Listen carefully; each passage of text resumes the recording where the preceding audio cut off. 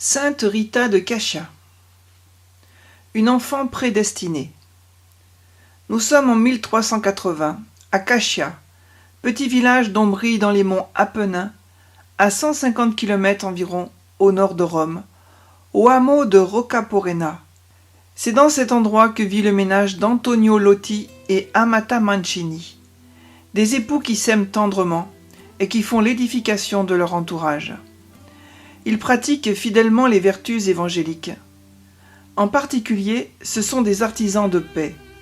On les a surnommés porte-paix, car ils s'efforcent, et le plus souvent avec succès, de régler à l'amiable les différends entre leurs voisins. Mariés depuis déjà un certain nombre d'années, ils auraient tout pour être parfaitement heureux si le ciel leur avait donné la joie d'avoir des enfants. Mais Amata commence à vieillir et il n'ose plus espérer. C'est alors qu'un jour d'automne, tandis qu'elle vaquait aux travaux du ménage, Amata entendit un souffle de vent, puis une voix lui murmura « Ne crains rien, Amata, tu vas donner le jour à une petite fille. Antonio et toi, vous l'aimerez tendrement, et le Seigneur l'aimera encore plus. » Le soir venu, elle confia à Antonio les paroles de l'ange, car qui donc, sinon un ange, aurait pu apporter ce message? À quelque temps de là, un nouveau souffle de vent se fit entendre, et la même voix lui dit « Amata, le jour approche. Cet enfant, tu la nommeras Rita, en l'honneur de sainte Marguerita. Ce petit nom, par elle, deviendra un grand nom. Le mot Margarita en latin veut dire perle. Nous verrons que cet enfant fut bien en effet une perle pour l'Église. C'est ainsi qu'au mois de mai 1381, est née au foyer des Lotto, la petite Marguerita. Tous les voisins sont venus complimenter les heureux parents et en même temps, ils ont été surpris du prénom qui lui a été donné, car ce n'est pas à la tradition dans aucune des deux familles. Le curé de Caccia lui-même doit se faire prier pour la baptiser sous un surnom, ce qui non plus n'est pas l'usage. Rita pouvait avoir alors 1 an. Ses parents étaient partis travailler au champ et comme il faisait beau, ils l'avaient emmenée avec eux, couchée à l'ombre dans une corbeille d'osier. Un paysan qui venait de se blesser avec sa faucille se hâte de rentrer chez lui pour se soigner. Passant devant la petite fille, il est tout surpris de voir un essaim d'abeilles voloter au-dessus d'elle. Les insectes entrent même dans sa bouche, mais ne lui font aucun mal. La petite Rita se contente de sourire. Cependant, il approche sa main blessée pour chasser les abeilles, et comme il la retire, il constate qu'elle est parfaitement guérie. Plus la peine donc de rentrer chez lui. Alors il s'empresse de raconter son aventure aux parents qui travaillent à proximité. Les parents, et avec eux tout le village, se demandent « Mais que sera donc cet enfant ?» La petite Rita grandit dans ce foyer si profondément chrétien, où l'on est reconnaissant à Dieu pour la grande faveur si longtemps attendue. Elle reçoit tous les principes et les exemples que l'on était en droit d'attendre dans une telle famille. Dès qu'elle est en âge de comprendre, ses parents lui apprennent ses prières et suscitent en elle l'amour de Dieu et de la Vierge Marie. Très tôt, Rita s'impose elle-même de petites mortifications et refuse toute coquetterie. Spontanément, elle fait tout ce qu'elle peut pour aider ses vieux parents. Vers l'âge de 12 ans, elle commence à penser à la vie religieuse pour pouvoir se consacrer à la contemplation de la passion du Sauveur. Ses parents, eux aussi, pensent à son avenir, mais pas sous le même jour. Ils n'envisagent pas pour elle la vie du cloître. Ils lui cherchent même un mari, et un jour, lui font rencontrer Paolo, à qui ils la fiancent. C'était alors l'usage. Les parents sont flattés car Paolo est d'une condition sociale supérieure à la leur. Mais Rita est loin d'être enchantée, car ce projet signifie qu'elle doit renoncer à la vie religieuse, et en outre, Paolo a la réputation d'être brutal, buveur et jouisseur. Elle essaie de protester, mais ses parents sont inflexibles.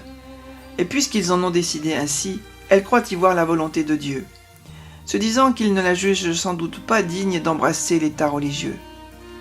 Il est également possible qu'elle ait vu aussi dans ce mariage la possibilité d'aider plus efficacement ses vieux parents. Le tempérament autoritaire et brutal de Paolo ne fait que se confirmer après son mariage. Après quelques semaines de lune de miel, le naturel reprend le dessus et la pauvre Rita souffre en silence sans jamais se départir de sa douceur et de sa patience. Elle est si douce que ses voisines, qui se rendent bien compte de la situation, la surnomment la femme sans rancune. Rita offre ses souffrances pour la conversion de son mari. Elle y ajoute des mortifications de toutes sortes, notamment des jeûnes fréquents. Paolo désire ardemment avoir un héritier pour perpétuer sa lignée. Bientôt Rita attend cet heureux événement et le ménage sera comblé, pour un temps du moins, car elle va donner le jour à des jumeaux. Paolo, qui a enfin reconnu les qualités exceptionnelles de son épouse, a fini par s'adoucir à son contact. Et le ménage a vécu des années de bonheur véritable que ne laissaient pas présager les orages du début. Mais ce bonheur n'allait pas durer. Un soir d'hiver, alors que la tempête gronde au dehors, un voisin vient prévenir Rita que Paolo est tombé dans une embuscade. Quand elle arrive à son chevet, il a rendu le dernier soupir. Mais le voisin, témoin de ses derniers moments, l'assure que ses dernières paroles ont été un mot de pardon pour ses agresseurs et une prière adressée à Dieu. Rita se console à la pensée que son Paolo est mort en chrétien, le meilleur gage de leur retrouvaille en paradis. On rapporte même qu'une révélation du ciel lui avait fait savoir que son mari était sauvé. Ils avaient vécu 18 ans ensemble. Les jumeaux, eux, n'ont pas pardonné aussi facilement que leur mère. Ils n'ont à la bouche que le mot de vengeance. Sentiment bien humain peut-être, mais si peu chrétien. Rita a beau essayer de leur répéter que celui qui ne pardonne pas ne pourra pas être lui-même pardonné, et qu'il compromet gravement son salut éternel, ils ne veulent pas comprendre. Rita redouble de prières et de pénitence pour leur conversion. Comme ils s'obstinaient dans leur sentiment de vengeance, Rita aurait même demandé au Seigneur qu'il meure en pardonnant plutôt que de vivre sans pardonner. Quelques mois après la mort de Paolo, les jumeaux sont pris de frissons au retour des champs. Aucun remède ne se révèle efficace et la maladie empire rapidement. Rita leur fait administrer les derniers sacrements et après avoir enfin pardonné aux meurtriers de leur père, ils s'éteignent l'un et l'autre à quelques jours d'intervalle. Rita avait déjà perdu ses parents depuis quelques années et maintenant, en l'espèce de quelques mois, elle perd son mari et ses 2 enfants. Maintenant qu'elle se retrouve seule et si bas, Rita va frapper à la porte du monastère de Sainte-Marie-Madeleine à Caccia. L'abbesse la reçoit, l'écoute et promet de soumettre son cas au chapitre. Mais lorsque Rita vient chercher la réponse, l'abbesse lui fait savoir qu'il n'est pas possible de la recevoir. La congrégation conçue pour les jeunes filles ne pouvant pas accueillir des veuves. La véritable raison du refus de l'abbesse semble avoir été tout autre. Dans le monastère de Caccia, il y avait des religieuses appartenant aux 2 clans ennemis du pays, et par conséquent, certaines d'entre elles à celui de l'assassin de Paolo. Avant de pouvoir entrer, il fallait que les clans soient réconciliés. Rita, qui en est convaincue, prend son bâton de pèlerin et va de porte en porte, en messagère de paix, et le miracle s'accomplit. Tous les habitants du village se réconcilient. Elle continue à prier, et voilà que l'impossible se produit. Un soir d'hiver, elle s'entend appeler du dehors par son nom. Ouvrant la porte, elle voit un inconnu, vêtu d'une peau de bête, en tout semblable au Saint Jean-Baptiste de la statue de l'église. Le personnage lui fait signe de le suivre. Rita prend sa cape et le suit jusqu'au rocher qui domine le hameau de Rocca Porena. Là, 2 autres saints se joignent à eux, Saint Augustin et Saint Nicolas de Myre. Tout à coup, sans savoir comment, notre héroïne se trouve tout simplement à l'intérieur de la chapelle du monastère. Voyant le prodige, l'abbesse s'enquiert auprès de la sœur tourière pour savoir si toutes les portes ont bien été barricadées la veille au soir. Sur sa réponse affirmative, l'abbesse demande des explications à celle qui s'est permis une telle effraction. Et Rita lui répond simplement « Le Seigneur le voulait ainsi, ma mère. » « Qui donc s'est fait votre complice pour vous faire entrer ?» Rita lui raconte alors exactement comment les choses se sont passées et qui l'a aidée. Après en avoir délibéré au chapitre avec les autres sœurs, l'abbesse accepte enfin de prendre Rita comme novice, afin, dit-elle, de ne pas aller contre la volonté de Dieu. Elle sera une postulante exemplaire, puis une novice modèle. Détachée désormais de toute affection terrestre, elle pourra prononcer sans difficulté les 3 vœux monastiques. L'abbesse et la maîtresse des novices ne lui épargneront rien, aucune brimade, aucune humiliation. Mais elles ne viendront jamais à bout de sa patience et de sa douceur. Pour l'éprouver, sa supérieure lui demande d'arroser tous les jours, matin et soir, un bout de bois desséché planté dans le sol. Cela peut paraître absurde, mais sœur Rita, sans se poser de questions, obéit. La plus surprise a été la supérieure, car au bout d'un certain temps, le bout de bois bourgeonne, fleurit, puis donne de magnifiques grappes de raisin. Ayant donné suffisamment de preuves de son obéissance, de son humilité et de sa piété, sœur Rita est admise à faire profession. Elle s'engage à vivre selon la règle de saint Augustin.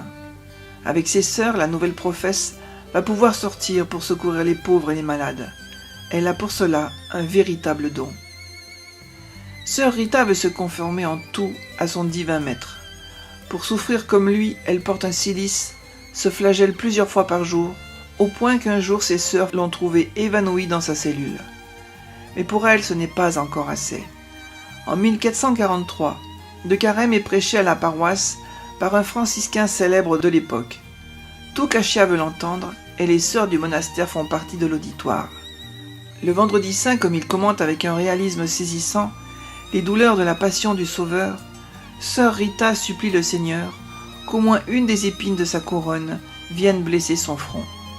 Et soudain, une des épines de plâtre du grand crucifix vient se ficher en plein milieu de son front. La douleur est si vive que Rita s'évanouit. Le lendemain matin, la plaie s'est agrandie et émet une odeur repoussante. La plaie ne se guérissant pas et l'odeur restant toujours aussi désagréable, l'abbesse la relègue dans une cellule au fond d'un couloir. En 1457, sœur Rita est épuisée par une vie de souffrance et de pénitence. Sa fin prochaine ne fait plus de doute pour personne. Une cousine vient cependant lui faire visite et Rita lui fait une demande stupéfiante.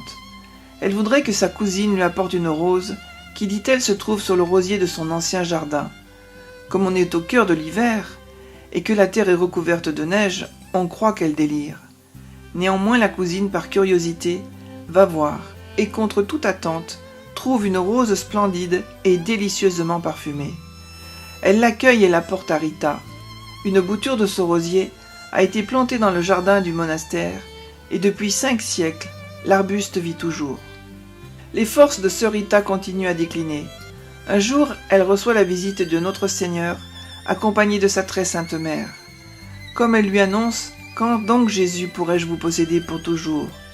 « Dans 3 jours, répond le Seigneur, tu seras avec moi au ciel. » Sœur Rita demande à recevoir les derniers sacrements. Au jour annoncé par Jésus, elle demande à l'abbesse sa bénédiction. Et dès qu'elle l'a reçue, elle expire doucement. C'était le 22 mai 1457. Aussitôt notre sainte partie pour le ciel, la cloche du monastère s'est mise à sonner d'elle-même. Quant à sa cellule, dont personne ne voulait approcher à cause de l'odeur nauséabonde de sa plaie, elle était remplie de lumière et délicieusement parfumée. On peut vraiment dire qu'elle était morte en odeur de sainteté. Le corps de sœur Rita, depuis plus de 500 ans, est toujours parfaitement conservé. Il est placé dans une châsse exposée dans la basilique de Cachia. Béatifiée par Urbain VIII en 1628, Sainte Rita a été canonisée le 24 mai 1900 par Léon XIII, qui a fixé sa fête au 22 mai, jour anniversaire de sa mort.